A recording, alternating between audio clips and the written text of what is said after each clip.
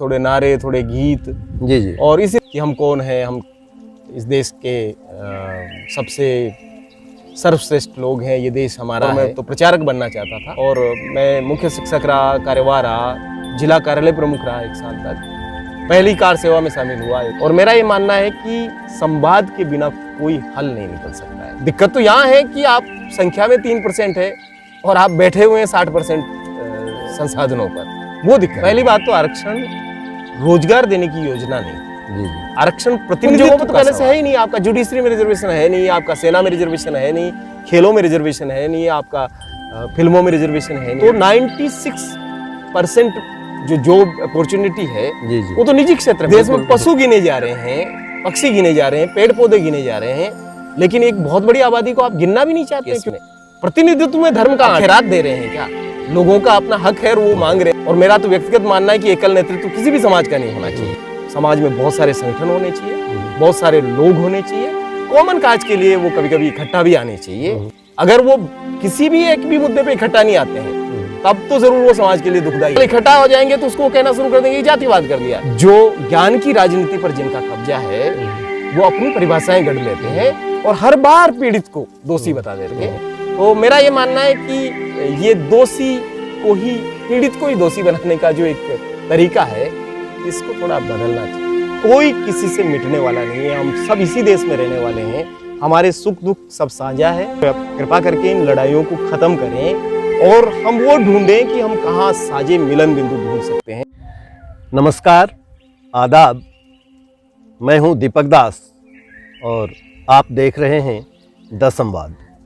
हमारे द संवाद के आज के इस एपिसोड में रूबरू के तहत हम लोग भंवर मेघवंशी, आप भिलवाड़ा राजस्थान के रहने वाले हैं और लेखक हैं, पत्रकार हैं, सामाजिक कार्यकर्ता हैं, मुख्य रूप से आप अम्बेडकरवादी हैं।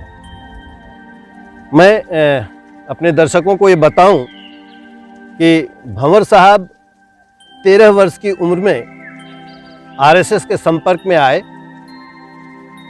और 1991 जब इनकी उम्र 18 के आसपास हुई, इनका मोह भंग हो गया आरएसएस से।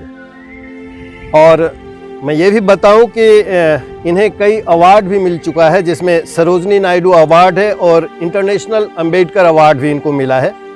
और बुनियादी तौर पर ये अम्बेडकरवादी हैं और दलितों के उत्थान के लिए ये देश में काम कर रहे हैं। इनका मुख्य रूप से जो कार्यक्षेत्र है वो राजस्थान का रहा है, लेकिन ये पूरे भारतवर्ष में जगह जगह घूमकर दलितों के उत्थान के लिए, दलितों को एकजुट करने के लिए, दलितों के अधिकारों को लेकर ये प्रयासरत हैं। तो चलिए आज भंवर मेघवंशी जी द संवाद के इस रूबरू एपिसोड में हम आपका संवाद की तरफ से स्वागत करते हैं, आपका तहे दिल से इस्तकबाल करते हैं। और सबसे पहले हम ये आपसे जानना चाहेंगे,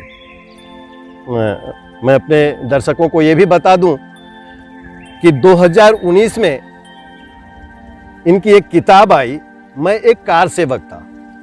ये किताब इन्होंने तब लिखी जब 18 वर्ष की आयु में इनका मोह भंग हुआ आरएसएस से। तब से इन्होंने किताब लिखनी, चूँकि ये किताब तो बहुत पहले 2014 के आसपास, जहाँ तक मेरी जानकारी है, पूरी हो गई थी, लेकिन कोई प्रकाशक उसको छापने के लिए तैयार नहीं थे। 2019 में ये जो इनकी किताब है वो प्रकाशित हो पाई और तभी से भंवर मेघवंशी जी पूरे देश में इनकी अपनी एक पहचान बन पाई और लोगों ने तब इनको पूरे देश में जाना। और बड़े मज़े की बात है, जिन मुद्दों को लेकर इनका मोह भंग हुआ संघ से, वो सारी चीज़ें इस किताब में बहुत विस्तारित लिखी गई हैं। और अलबत्ता ये कि संघ के लोग ही, आरएसएस के लोग ही सबसे ज़्यादा इनकी किताब खरीदते हैं। इसका कतई ये मतलब नहीं होता है कि वो किताब पढ़ना चाहते हैं। उनका साफ साफ मतलब है कि ये आम लोग न पढ़ें इस किताब को, वो उन किताबों को स्टॉल से थोक के भाव में खरीदते हैं और उसको डिस्ट्रॉय कर देते हैं, ताकि जो हमारे भंवर मेघवंशी जी के विचार हैं, जो उन्होंने भोगा है संघ में रहते हुए, ये विचार आम लोगों तक न पहुंच पाए, आम लोगों का भ्रम, आम लोगों का भी मोहभंग आरएसएस से न हो, तो ये उनके पीछे एक गंदी मानसिकता है। तो मैं आपसे ये जानना चाहूँगा कि आप आरएसएस के संपर्क में कब और कैसे आए, संघ में रहते हुए आपने किस तरह की सेवा दी वहाँ, और फिर आपका मोह भंग क्यों हुआ। संक्षेप में आप हमारे दर्शकों के लिए बताएं तो मुझे लगता है कि काफ़ी अच्छा होगा। बहुत शुक्रिया दीपक दास जी, आपके चैनल का भी बहुत शुक्रिया। जैसा कि आपने बताया कि 13 साल की उम्र में मैं उनके संपर्क में आया, तो वो उम्र होती है खेलने कूदने की, और हमारे गांव के जो खेल का मैदान था उसमें हमारे भूगोल के टीचर आकर के और खेल खिलाते थे। तो इस तरह हम खेलने के लिए संपर्क में आए, थोड़ा खेल, थोड़ा एक्सरसाइज, थोड़े नारे, थोड़े गीत, जी जी, और इसी दरमियान थोड़ी वो बातें भी कि हम कौन हैं, हम इस देश के सबसे सर्वश्रेष्ठ लोग हैं, ये देश हमारा है। ऐसी ही बातों के साथ एक यात्रा शुरू हुई, और वो कब फिर पूरी तरीके से एक ब्रेन वॉश हो गया, वो तो मुझे खुद को ही नहीं पता चला कि मैं तो खेलने के लिए गया, लेकिन दूसरा ही खेल चल रहा था और उसका मैं एक हिस्सा बन गया। खेल खेल में मस्तिष्क का खेल हो गया। हाँ, तो वो पता भी नहीं चला। लेकिन धीरे धीरे उनका साहित्य पढ़ने में, उन शाखा में जाने की वजह से जी। एक कट्टर एकदम हिंदुत्ववादी के रूप में मैं हो गया, और मैं तो प्रचारक बनना चाहता था, हालांकि बन नहीं पाया। और मेरी बहुत हार्दिक इच्छा थी कि जो आरएसएस का सपना है हिंदू राष्ट्र बनाया जाए, उसके लिए पूरा जीवन लगे। जी जी। तो उसके लिए भी प्रयास किया, और मैं मुख्य शिक्षक रहा, कार्यवाह रहा, जिला कार्यालय प्रमुख रहा 1 साल तक। पहली कार सेवा में शामिल हुआ अयोध्या के लिए, 10 दिन जेल में रहा आगरा में, और वापस लौटे फिर।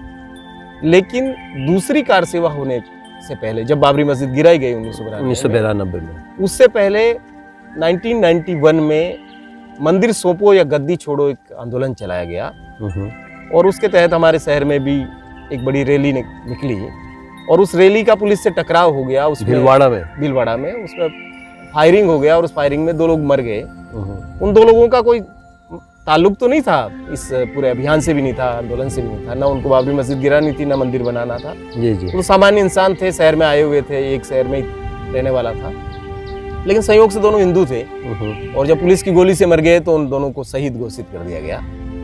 तो वो 2 शहीद, और जो लोग पहली कार सेवा में मुलायम सिंह यादव की जब सरकार थी और उन्होंने रोका वहाँ अयोध्या में, तो जो सरयू के उस पुल पे लोग मारे गए, उन सब का अस्थियां लेकर के अस्थि कलश यात्रा निकाली गई। और वो अस्थि कलश यात्रा जब मेरे गांव में आई, और उनके लिए खाना बनाया गया, जिसमें हिंदू साधु संत थे, आरएसएस के नेता थे, विश्व हिंदू परिषद के नेता थे, सेवा भारती के लोग थे। तो उनके लिए जो खाना बनाया गया, वो खाना उन्होंने मेरे घर पे खाने के बजाय उन्होंने कहा कि यहाँ इसलिए नहीं खा सकते कि जो साधु संत हैं वो लोग दलित के घर का खाना खाने में थोड़ा दिक्कत होगी, तो हम बिना इनको बताए दूसरे गांव में खिला देंगे, आप पैक करके दे दीजिए। और हमने ये खाना आपके घर में बना। हाँ। मैं दर्शकों को बताऊं कि भंवर मेघवंशी जी दलित समाज से आते हैं, और जैसा कि ये बता रहे हैं कि इनके घर खाना बना, और हाँ जी आगे जाइए। तो वो पैक करके ले गए, और उसके आगे के गांव में भी उन्होंने खाया नहीं, बल्कि फेंक के चले गए। और ये दूसरे दिन जब मुझे खबर मिली और मैंने अपनी आंखों से जाकर के वो जगह देखी जहाँ खाना फेंका गया, तो उस दिन पहली बार मेरे मन में सवाल उठा कि मैं तो अयोध्या जाकर के और मरने के लिए भी तैयार था, और मैं हिंदू राष्ट्र बनाने के लिए पूरा जीवन लगाने के लिए तैयार हूँ, लेकिन ये कैसे लोग हैं जो मेरे घर का खाना भी नहीं खाना चाहते हैं। जी। तो इस हिंदू राष्ट्र में हमारी जगह का, दलितों की जगह का, हाँ, वो एक सवाल खड़ा हुआ। और वो बहुत व्यक्तिगत सवाल था, ईमानदारी से कहूँ तो वो निजी सवाल था कि मेरी जगह कहाँ है उस हिंदू राष्ट्र में, और मुझे व्यक्तिगत रूप से उसका बदला लेना है, चिढ़ाना है आरएसएस को। लेकिन वो जो व्यक्तिगत सवाल था कि मेरी जगह कहाँ है, उसको थोड़ा और ज्यादा देखा तो फिर लगा कि मेरे समुदाय की जगह कहाँ, दलितों और आदिवासियों की जगह कहाँ है। और वो जो व्यक्तिगत बदला या चिढ़ाने का जो मामला था, वो धीरे धीरे जाकर के एक बड़े व्यापक बदलाव के लिए, और उस समाज को जिसको फंसाया जा रहा है, जिसको इस्तेमाल किया जा रहा है अल्पसंख्यकों से लड़ने के लिए, और जब सामने मुसलमान है तो आप हिंदू हिंदू भाई भाई हैं, लेकिन जैसे ही वो सामने की जो चुनौती है कम होती है, तो आप भीतर में आपकी कोई एक जात है और उस जात की एक औकात है, वहीं आपको रहना है। ये जो सवाल है, इस पर फिर हमने काम करना शुरू किया। मनुवादी विचार जी कहीं ना कहीं वो सामने आ गया आपके। बिल्कुल जी, आप हमें, हमारे दर्शकों को ये बताएं कि संघ से मोह भंग होने के बाद जब आप निकले, तो आपके जो ये कटु अनुभव थे, जो आपका एक तजुर्बा था, तो आप अपने इन अनुभवों को अन्य लोगों के साथ, चूँकि जो आपको पहले लगा था कि आपका व्यक्तिगत मामला है, आपको कहीं ना कहीं व्यक्तिगत रूप पर आप आहत हुए हैं, फिर बाद में आपको लगा कि आपके समुदाय के लोग आहत हुए हैं, और व्यापक तौर पर इस देश के दलित आदिवासियों की यही स्थिति है। तो ऐसे लोगों के लिए आप, ये जो पीड़ित लोग हैं हमारे समाज के, दलित आदिवासी पिछड़ा, तो इन लोगों के लिए क्या आपने कुछ किया कि आपका जो अपना अनुभव है इसको आपने कैसे शेयर किया, कैसे उस तजुर्बा को आपने उन लोगों तक पहुंचाने का प्रयास किया? सबसे पहले तो जो आरएसएस में दलित आदिवासी स्वयंसेवक थे, उनसे जब मैंने ये बात कही कि ये मेरे साथ हुआ है, तो आश्चर्यजनक रूप से हर एक स्वयंसेवक के पास खुद का भी एक अनुभव था जाति का और छुआछूत का, भेदभाव का, लेकिन वो कह नहीं पा रहे थे। तो ऐसा कोई नहीं मिला जिसने ये नहीं कहा हो कि मेरे साथ आरएसएस का स्वयंसेवक रहते हुए भेदभाव नहीं हुआ हो। जी जी। तो जितने भी वहाँ हैं जो झंडा पकड़े हुए हैं हिंदू राष्ट्र का, वो भेदभाव भी सहन कर रहे हैं, लेकिन बने हुए हैं क्योंकि उनको लगता है कि एक बहुत बड़ा संगठन है, इससे हम लड़ नहीं सकते, इसकी शिकायत कहाँ करें। कोई ऐसा मैकेनिज्म नहीं है ना ग्रीवेंस रिड्रेसल का कि भाई आप किसके पास जाके शिकायत करिए। आरएसएस में अगर आपके किसी भी लेवल पे कोई भी हुआ है तो आप क्या करेंगे, किसी के पास तो जाएंगे। और मेरा ये अनुभव है कि जिस भी लेवल पे हमने इस बात को उठाया, उसमें कोई सुनवाई नहीं है, वो ना कारखाने में तूती की आवाज़ जैसा है। तो हमने सब लेवल पे इन चीज़ों को उठाया, और जब वहाँ कोई चीज़ नहीं दिखाई दी कि यहाँ कुछ भी सुनवाई होती नहीं है, और इसको उठाने में ये और अनुभव आया कि और लोगों के साथ भी ऐसा हो चुका है, तो मुझे लगा कि ये मेरी केवल अकेले की पीड़ा नहीं है, बल्कि ये तो समुदाय की पीड़ा है। और तब हमने इसको सार्वजनिक रूप से कहना शुरू किया और सब जगहों पे जाकर के ये बात उठानी शुरू की। हमने दलितों, आदिवासियों, पिछड़ों और घुमंतू समाज के लोगों के बीच में इस बात को रखना शुरू किया।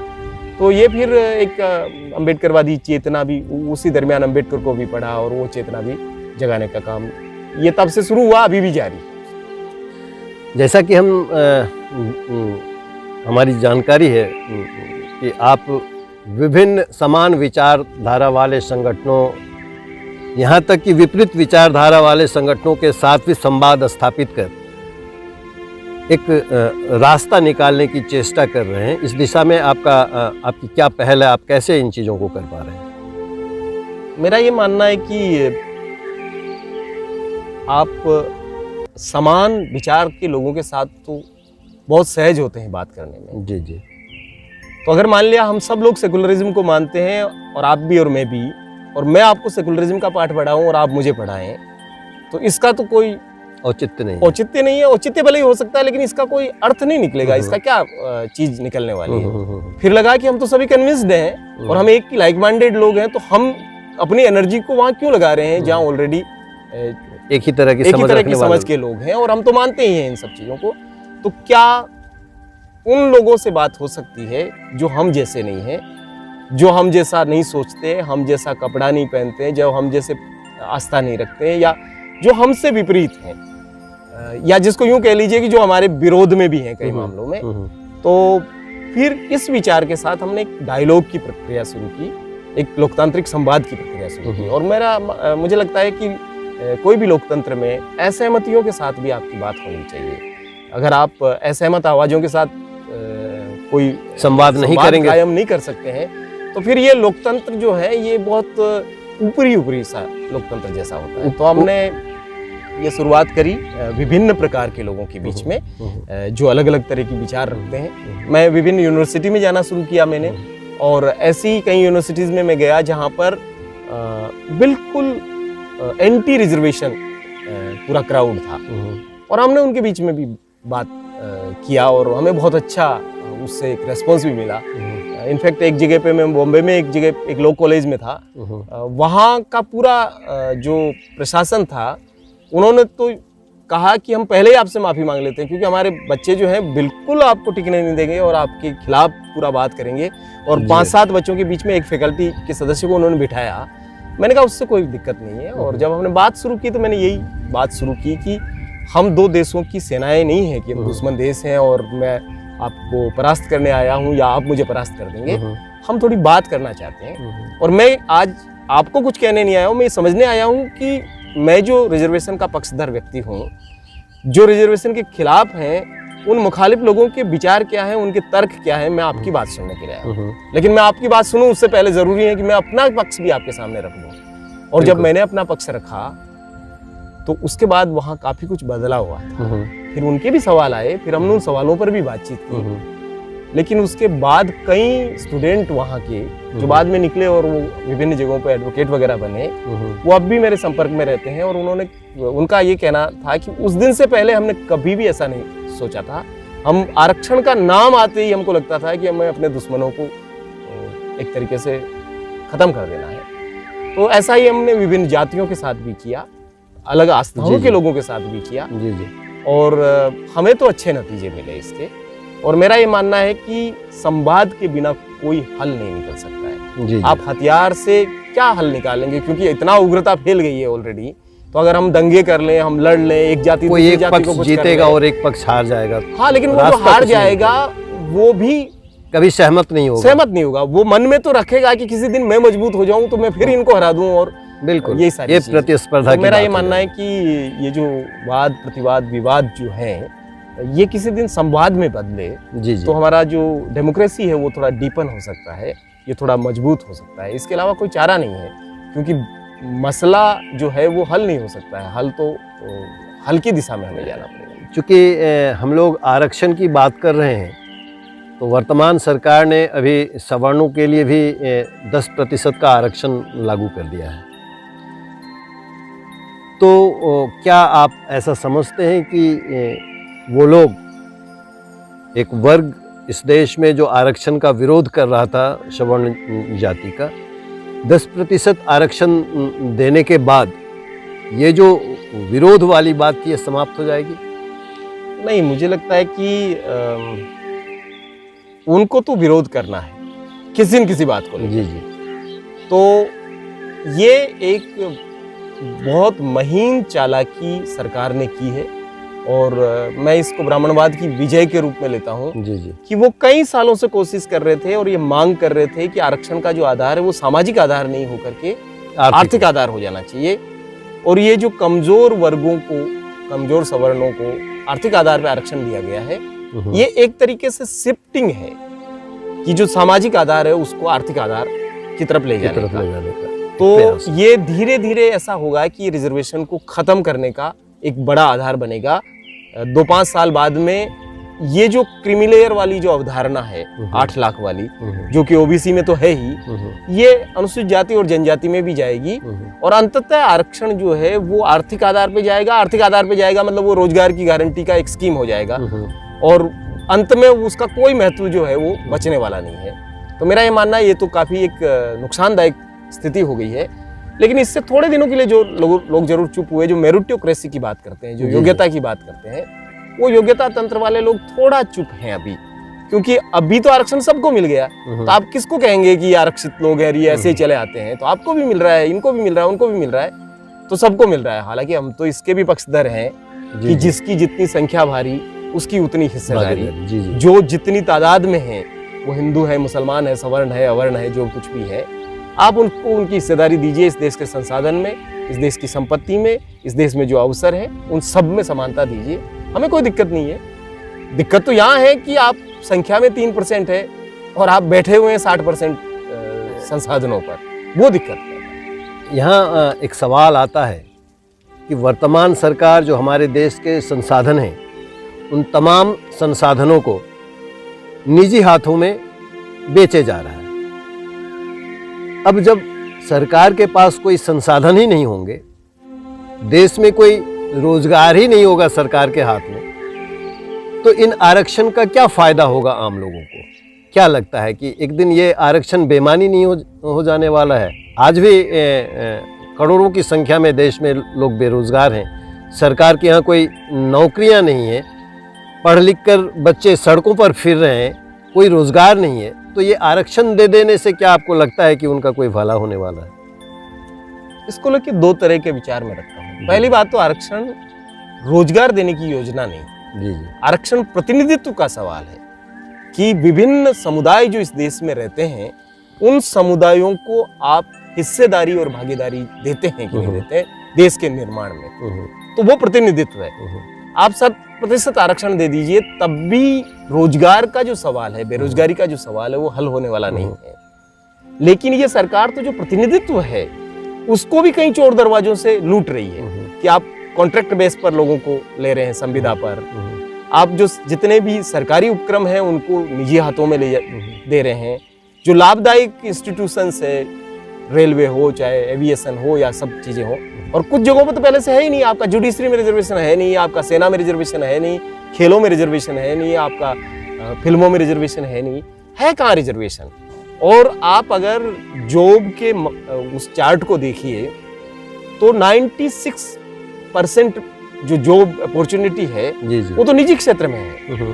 इधर तो वहाँ आरक्षण नहीं है, वहां तो है नहीं, तो वहां तो आप बिल्कुल बाहर कर दिए गए हैं। ये जो 4% आपका जॉब अपॉर्चुनिटी बची हुई है इसको भी सरकार धीरे धीरे खत्म कर रही है। और अंततः एक तो आर्थिक आधार बना दिया, एक आपने कॉन्ट्रैक्ट बेस बना दिया, एक आप निजी क्षेत्र को सौंपते जा रहे हैं। तो अंततः आरक्षण आज की तारीख में बेमानी चीज है। बिल्कुल, आरक्षण बचा कुछ भी नहीं है। और आरक्षण बेरोजगारी का हल भी नहीं है, उसके लिए तो हल कुछ और निकालना पड़ेगा। और वो शुरू में भी ऐसा नहीं था कि आरक्षण किसी वर्ग को रोजगार देने का माध्यम है, ऐसा नहीं था। वो रोजगार की बात जब आप उठाते हैं तो आप आर्थिक आधार के चक्रव्यूह में खुद ही फंसते जाते हैं। तो हम तो कह रहे हैं कि वो प्रतिनिधित्व का सवाल है कि हम इस देश के रहने वाले हैं और हमारा भी हक है हम इस देश के संसाधनों पर भी और इस देश के निर्माण पर भी। तो वो जो हमारा हक है वो हमको कहाँ दिखता है, वो रिजर्वेशन। तो आपका कहना है कि जो संवैधानिक संस्थाएं हैं हमारे यहाँ, जो हमारे यहाँ विधानसभा है, लोकसभा है, इन जगहों पे भी संख्या बल के आधार पे उनका आरक्षण होना चाहिए, उतना प्रतिनिधित्व उन लोगों का सुनिश्चित होना चाहिए, दलितों का, आदिवासियों का, ओबीसीज का, जो कि आमतौर पे वहाँ नहीं दिखता है। क्योंकि देश के निर्माण के लिए तो विधायिका में जाना बगैर वहाँ गए कुछ लोग कर नहीं पाएंगे, और वहाँ इस तरह का कोई आरक्षण नहीं है। नहीं तो उसमें आपत्ति किसको होनी चाहिए? मेरा ये मानना है कि जो वंचित है उन्हें आपत्ति होनी चाहिए। हाँ, नहीं, अगर इस देश में इतना प्रतिशत वंचित वर्ग है जो कि लगभग 80-85% है, तो उसको 85% मौके क्यों नहीं मिलने चाहिए, और वो मौके उनके लिए आरक्षित क्यों नहीं रहने चाहिए? जैसा कि SC और ST को आपने रिजर्वेशन दे दिया पॉलिटिकल, लेकिन एक बड़ी आबादी है OBC की, उसको क्यों नहीं मौका आपको आप दे रहे? आप तो मौका देने बहुत दूर की बात है, उनकी गणना भी नहीं कर रहे। इस देश में पशु गिने जा रहे हैं, पक्षी गिने जा रहे हैं, पेड़ पौधे गिने जा रहे हैं, लेकिन एक बहुत बड़ी आबादी को आप गिनना भी नहीं चाहते, क्योंकि जिस दिन आप गिनेंगे उस दिन आपको पता चल जाएगा कि इतनी बड़ी आबादी है। बड़ी आबादी इस देश में अल्पसंख्यकों की है, उनको क्यों नहीं मौका दे रहे आप? क्या दिक्कत है भाई? बिल्कुल, उसका जो धर्म है वो आड़े आ रहा है क्या आपके इसमें? प्रतिनिधित्व में धर्म का आड़े आता है? बिल्कुल, लेकिन आपकी मंशा नहीं है, आपकी मजबूरी थी कि आपने अनुसूचित जाति जनजाति को तो आरक्षण दे दिया, और वो आज आप ले नहीं पा रहे हैं क्योंकि आपको वोट का चिंता लगता है।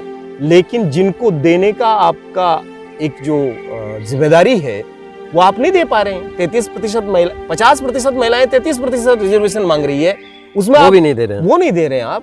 60% के आसपास OBC के लोग हैं, वो अपना हक मांग रहे हैं, वो आप नहीं देना चाहते हैं।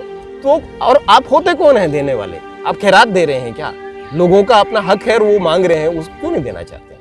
तो मेरा तो ये मानना है कि सबको मौका मिले राष्ट्र निर्माण में, सबको भागीदारी मिले, ये बहुत जरूरी चीज है। आपसे मेरा अब एक अंतिम सवाल है, क्योंकि आप एक अम्बेडकरवादी हैं और अम्बेडकर के नाम पर इस मुल्क में ढेर सारी दुकानें खुली हुई हैं और राजनीतिक दुकानें ज़्यादा हैं, और ये जो कुछ लोग परिचित हैं अम्बेडकर के नाम को लेकर अपनी राजनीति चला रहे हैं पूरे मुल्क में, इनमें कहीं एका नहीं है, चाहे वो उदित राज जी हों, चाहे वो मायावती हों, चाहे वो चंद्रशेखर आज़ाद उर्फ रावण हो, हमारे यहाँ अभी स्वर्गीय रामविलास पासवान, उनका बेटा चिराग पासवान, या पारस पासवान जो उनके पशुपति पारस उनके भाई हैं,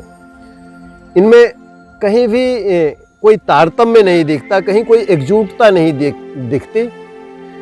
मतलब दलितों के काउज को लेकर एकजुट होकर, एक साथ मुखर होकर देश में आवाज़ उठाना उसके हक के लिए, ये सर्वथा इसका अभाव दिखता है। क्या आपको नहीं लगता कि दलितों का एक ठोस नेतृत्व कहीं नहीं है देश में, इसका अभाव है?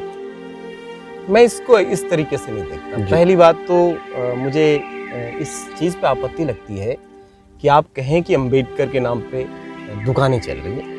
अगर दुकानें चल रही है तो सबके नाम पे चल रही है, मार्क्स के नाम पे भी चल रही है, अंबेडकर के नाम पे भी चल रही है, भगत सिंह के नाम पे भी चल रही है, सावरकर, गोलवलकर। माफ करेंगे, नहीं, मैं उस रूप में नहीं कह रहा हूँ आपको, लेकिन मैं सिर्फ इसलिए कह रहा हूँ कि अंबेडकर का नाम लेकर अंबेडकर की विचारधारा के ठीक विपरीत काम किया जा रहा है, इसलिए मैंने इस शब्द का इस्तेमाल किया। दीपकदास जी, मैं आपका व्यक्तिगत नहीं कह रहा हूँ, ये आम प्रचलन में ये शब्द है कि अंबेडकर के नाम पे दुकानें चल रही। तो मेरा ये मानना है कि दुकानें तो सबके नाम पे चल रही है, नंबर 1। दूसरी बात यह है कि आप जिन जिन का उदाहरण लेते हैं कि ये लोग, ये संगठन, ये इकट्ठा नहीं आते हैं, क्या तमाम वामपंथी इकट्ठा आते? क्या तमाम दक्षिणपंथी इकट्ठा है? इस देश में सभी कोई कहीं इकट्ठा नहीं है, लेकिन नरेट जो करता है, नरेशन जो बनाता है, डिस्कोर्स जो डेवलप करता है, वो कोई और समाज है तो वो कहता है कि देखो तुम में एकता नहीं है। भले ही वो खुद 1000 टुकड़ों में बटे हुए हैं, लेकिन जो 5 टुकड़ों में बटा हुआ समाज है उसको 1000 टुकड़ों में बटा हुआ समाज उंगली दिखाता है कि तुम में एकता नहीं है। और वो ऐसा क्यों कह रहे हैं? वो ऐसा इसलिए कह रहे हैं कि तुम में एकता नहीं है, इसलिए तुमको हक नहीं मिलेगा। तो ये पीड़ित को ही दोषी बनाने का एक तरीका है। हम में एकता नहीं है, कोई दिक्कत नहीं है, तो तुम में कौन सी एकता है? और सबको एक लोकतंत्र में होगा, इसकी कोई जरूरत भी नहीं है। और मेरा तो व्यक्तिगत मानना है कि एकल नेतृत्व किसी भी समाज का नहीं होना चाहिए। समाज में बहुत सारे संगठन होने चाहिए, बहुत सारे लोग होने चाहिए, कॉमन काज के लिए वो कभी कभी इकट्ठा भी आने चाहिए। अगर वो किसी भी एक भी मुद्दे पे इकट्ठा नहीं आते हैं, तब तो जरूर वो समाज के लिए दुखदाई है और हानिकारक है। अगर जीवन भर अपनी डबली बजाते रह रहे हैं तो निश्चित रूप से वो आलोचना के पात्र हैं। लेकिन केवल इसलिए कि बहुत सारे संगठन बन गए हैं, या बहुत सारे नेता उभर के आ गए हैं, या बहुत मंचों पे नजर आते हैं, उसके लिए आप पीड़ित समाज को दोषी बताने लगे, या उसको अंगुली उठाने लगे और उसको ये कहने लगे कि क्योंकि तुम इकट्ठा नहीं हो, क्योंकि तुम संगठित नहीं हो, इसलिए तुमको हक प्राप्त नहीं हो रहे हैं। ये कहना हकमारी करने वाले वर्ग के लिए बहुत ही एक सुंदर ढाल बन जाता है, और वो अपने आप को बरी कर देते हैं कि हमने तुम्हारा हक नहीं छीन रखा है, तुम्हारा हक इसलिए छीना हुआ है कि तुम आपस में लड़ रहे हो। वो कल इकट्ठा हो जाएंगे तो उसको कहना शुरू कर देंगे जातिवाद कर लिया है। देखो ये उदित राज, मायावती, जिग्नेश मेवानी और चंद्रशेखर आजाद और चिराग पासवान सब एक हो गए, देखो कितना जातिवाद हो रहा है। तो जो डिस्कोर्स बनाता है समाज में, जो विमर्श बनाते हैं, जो ज्ञान की राजनीति पर जिनका कब्जा है, वो अपनी परिभाषाएं गढ़ लेते हैं और हर बार पीड़ित को दोषी बता देते हैं। जैसे इस देश में काफी दशकों से मुसलमानों के साथ ये हो रहा है कि उनको वो हर एक नया चीज बना करके उसमें वो दोषी बता देते हैं, और दोषी बता करके उन्हीं की मॉब लिंचिंग करते हैं। और मॉब लिंचिंग की बात नहीं उठाते हैं कि ये मॉब लिंचिंग में नौजवान मारा गया, बल्कि वो ये बात करते हैं कि वो गाय का तस्करी कर रहा था या गाय का मांस ले जा रहा था। तो आप पीड़ित को ही दोषी बना देने का जो एक नया एक पैटर्न बनाया इस देश में, मैं तो उसके सख्त खिलाफ हूँ।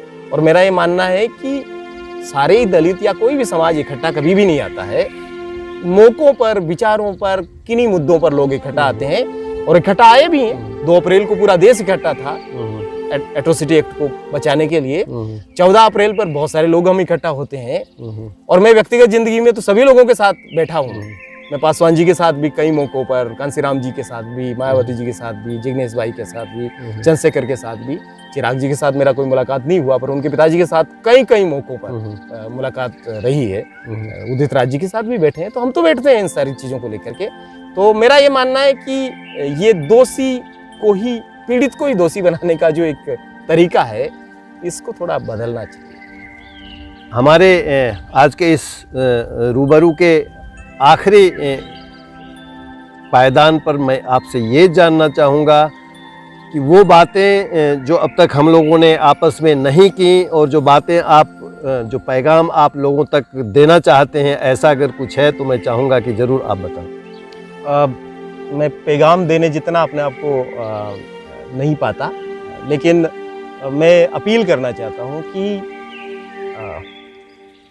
ये जो हमको लड़ा रहे हैं विभिन्न प्रकार के मुद्दे ला करके, विभिन्न प्रकार की चीज़ें ला करके, ज़रा हम समझें कि ये देश जो कि सबका है, सबने बनाया है, सबका साझा देश है और ये किसी की बपोती नहीं है, किसी का जागीर नहीं है ये देश। तो जो आपको हमको समझा रहे हैं कि इस देश को हम मुसलमानों से खाली करा देंगे, या दलित कह रहे हैं कि हम ब्राह्मणों से खाली करा देंगे, या राजपूत कह रहा है कि हम दलितों को मिटा देंगे, कोई किसी से मिटने वाला नहीं है। हम सब इसी देश में रहने वाले हैं, हमारे सुख दुख सब साझा है और हम सबको मिलके रहना है। तो मेरा ये मानना है कि ये जो लड़ाई है ये अंतहीन लड़ाई होगी और इसका कोई फायदा ना हमको मिला है, ना हमारी पुराने पूर्वजों को मिला है और न हमारी आने वाली नस्लों को मिलने वाला है। तो कृपा करके इन लड़ाइयों को खत्म करें और हम वो ढूंढें कि हम कहाँ साझे मिलन बिंदु ढूंढ सकते हैं, मिलके कहाँ चल सकते हैं, एक दूसरे से कहाँ रूबरू हो सकते हैं, एक दूसरे को कहाँ समझ सकते हैं, कहाँ एक दूसरे को जिनसे हम सहमत नहीं है, असहमत हैं, या जो हम जैसे नहीं है, वो चाहे मस्जिद में जाते हों, कोई नमाज पढ़ता होगा, कोई आरती करता होगा, कोई शाकाहारी होगा, कोई मांसाहारी होगा, कोई कुर्ता पजामा लुंगी पहनता होगा और कोई टोपी या दाढ़ी रखता होगा, कोई जनेऊ धारण करता होगा, उससे कोई फर्क नहीं पड़ता है। हम अंततः भारत के नागरिक हैं। हम सब जो ये हमारी पहचानें हैं, ये हमारी दोयम पहचानें हैं। हमारी प्रथम पहचान, हम अव्वल भी और आखिरी भी केवल और केवल भारतीय हैं और भारत के नागरिक हैं। तो हम नागरिक होने के नाते उस नागरिकता बोध के को समझते हुए अगर हम अपने जीवन को जिए, तो मुझे लगता है कि हम एक ऐसा सुंदर भारत बना सकते हैं, एक ऐसा अच्छा भारत बना सकते हैं जिसमें हमारी आने वाली नस्लें एक पुरसुकून और अमन के साथ जी सकती है। ये जो नफ़रतों की आंधी आई हुई है, इसको हम मोहब्बत में बदलें और सब मिल कर के रहें, क्योंकि मिल के रहने के अलावा कोई चारा नहीं है। या तो हम लड़ लें, गृह युद्ध कर लें, आपस में मारकाट मचा लें और अंत में उस रक्तपात के बाद भी हमको एक दिन समझ में आएगा कि हमको मिल के रहना है। इससे बेहतर है कि हम बिना रक्तपात किए, बिना लड़े, बिना नफरत में झेले अगर एक साथ रह सकें, तो ये सबसे अच्छा होगा और हम दुनिया के लिए अच्छा उदाहरण बना सकते हैं। और शायद मुझे लगता है कि वही जगत गुरु भारत होगा। बहुत बहुत धन्यवाद आप सब लोगों का, शुक्रिया। तो आप थे भंवर मेघवंशी जी, आपका बहुत बहुत धन्यवाद संवाद की ओर से और अपने दर्शकों से कि आप अब तक देख रहे थे द संवाद। उनसे अपील, जिन्होंने अभी तक हमारे चैनल को सब्सक्राइब नहीं किया वो सब्सक्राइब करें, लाइक करें, शेयर करें। धन्यवाद।